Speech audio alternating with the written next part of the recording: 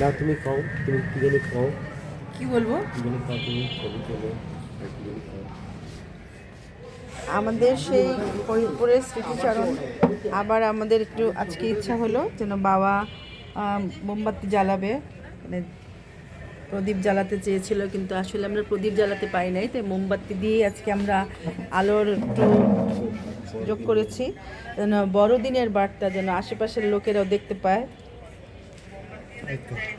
এই যে আমাদের বাবা, নেন বাবা কিছু বলেন। বাবা নিজের ভিডিও করেছে মোবাইলে।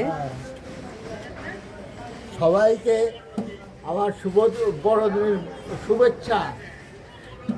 প্রত্যেক খ্রিস্ট ভাই বোনদের জন্য আমার শুভেচ্ছা রইল এই বড়দিনের।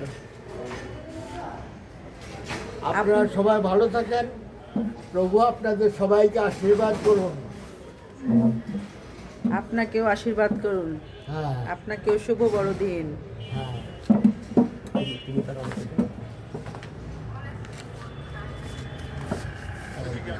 কও তুমি। আমাদের আসলে অনেক ভালো একটা অনুভূতি যে অনেকদিন পর আমরা আজকে মোমবাতি প্রজ্বলন করেছি।